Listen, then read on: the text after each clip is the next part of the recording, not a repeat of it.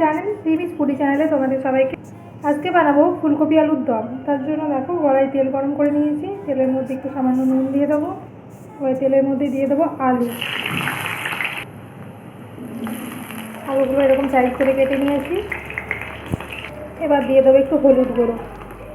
আলুগুলো বেশ ভালো করে ভাজা হয়ে গেছে, এবার আলুগুলো তুলে নেবো।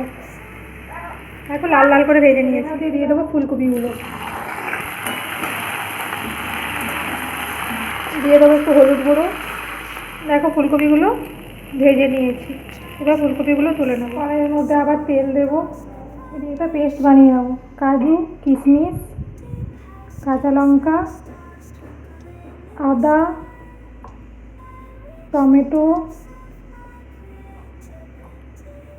আর দেবো টক দই। পেস্ট পুরোপুরি তৈরি হয়ে গেছে, গরম হয়ে গেছে। তেলের মধ্যে দিয়ে দেবো গোটা গরম মশলা, দিয়ে দেবো একটা তেজপাতা, একটা শুকনো লঙ্কা, আর দিয়ে দেবো একটু গোটা জিরে, দিয়ে দেবো একটু সামান্য নুন যাতে তেলটা না ছেটায়। মশলাটা দেওয়ার পর দিয়ে দেবো পেস্টটা, দিয়ে দেবো একটু ধনে গুঁড়ো, দিয়ে দিলাম হলুদ গুঁড়ো, দিয়ে দেবো কাশ্মীরি লাল লঙ্কার গুঁড়ো, দিয়ে দেবো স্বাদ মতো নুন, দিয়ে মশলাটা বেশ ভালোভাবে কষিয়ে নেব। এখন মশলাটা খুব ভালোভাবে কষানো হয়ে গেছে, মশলার উপর থেকে তেল ছাড়তে শুরু করে দিয়েছে, কালারটাও খুব সুন্দর চলে এসেছে। এরপর উপর থেকে দিয়ে দেবো একটু ধনে পাতা কুচি। এবার দিয়ে দেবো ফুলকপি আর আলু যেগুলো ভেজে রেখেছিলাম।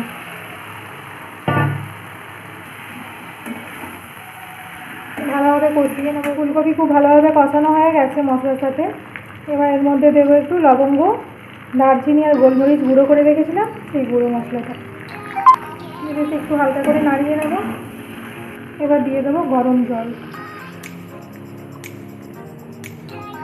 জলটা ঠিক আন্দাজ মতো দিতে হবে যাতে সবজিগুলো, ফুলকপি আর আলুগুলো সেদ্ধ হয়ে যায়। খুব একটা সেদ্ধ হতে হবে না, কারণ হালকা ভেজেই রেখেছিলাম। এবার ঢাকা দিয়ে সেদ্ধ হতে দেবো। দেখো ফুলকপি আলুর দম খুব ভালোভাবে সেদ্ধ হয়ে গেছে। এটা উপর থেকে দিয়ে দেবো একটু চিনি, দিয়েও যাক 1 মিনিটের মতো ফুটিয়ে নেবো একটু। আর ছড়িয়ে দেবো ভাজা জিরে আর ধনে গুঁড়ো।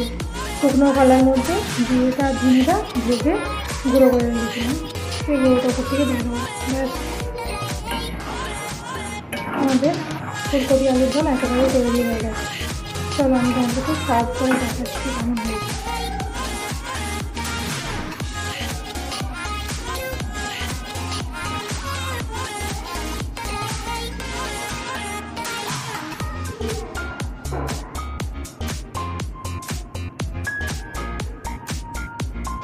দেখতে পাচ্ছ কি সুন্দর গ্রেভিটাও হয়েছে।